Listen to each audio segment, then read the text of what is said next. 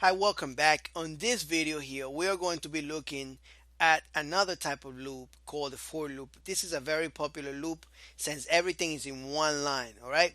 So I'm going to explain a little bit more about loops on this video, and I'm going to give you a better picture. So if for some reason you did not understand the last video, you're going to understand this one. I can guarantee you that.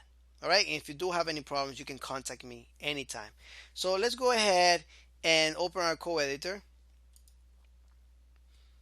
And let's do a save as like we always do on that blank.php.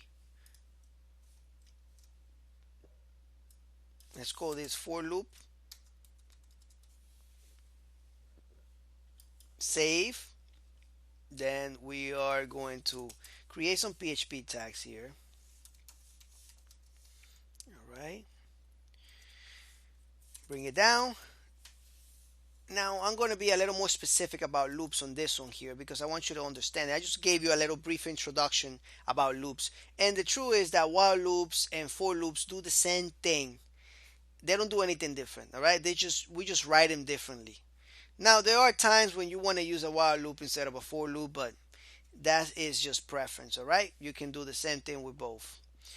Now why having both? Well, the for loop is actually a lot easier to write, and I'll show you right now the syntax. So we know with the while loop we needed to create a initializer on top, and that is called the index, right? The initializer.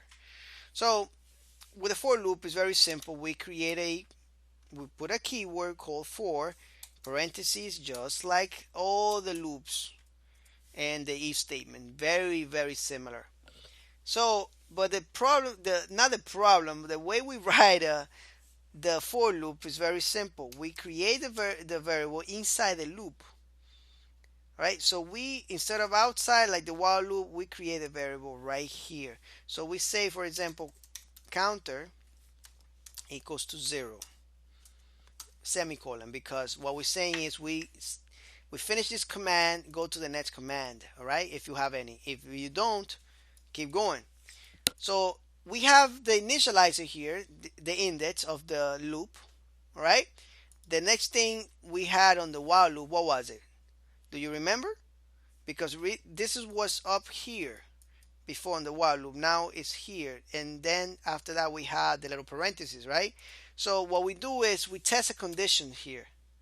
So we say while counter, we'll write the variable again, is less than whatever condition. It could be less than or equal than an array inside of an array or whatever, or if it's equal than any rows on your database or tables or whatever. I mean, it doesn't have to be a number. All right. Now the next step. So we have three parts here. We have the index where we start the loop. Always we start the loop somewhere. Then we test it for a condition right in the middle, and then at the end we increment it. These are the three steps that we need to make in every loop. So we grab the counter, we use the shorthand version there, and we increment it. All right, very simple. And now here we do the same thing, and I'm just gonna actually echo out the counter. You see how easy this is, all in one line. A lot better than writing the while loop, right? Let's go ahead and see how this looks on the browser. Perfect. You see that? Same thing as the while loop. Now what I want to create is I'm going to concatenate this here by putting a dot here. That means I'm going to smash something together with this variable, right? What I want to do is I want to smash it with a br tag. Actually, not smash it. I want to create a br tag to separate every time my loop goes around and prints this out. So the first time it went around and print out 0, then it created a br tag right immediately after created 0 right here. And if we do inspect element, the br should be there. See that? So it created a br tag immediately. This is an HTML tag, right? And then it went around again and print out 2, and then created another br tag. That's all it's doing, right? You see how this starts from the top. And in programming, a lot of people use this, miss this concept. the computers will never do anything unless we tell it to. We need to tell the computer exactly what we want done in order for that specific function to happen exactly like that. If we miss a semicolon or we do some kind of mistake, the program will not work. It will now allow us to work.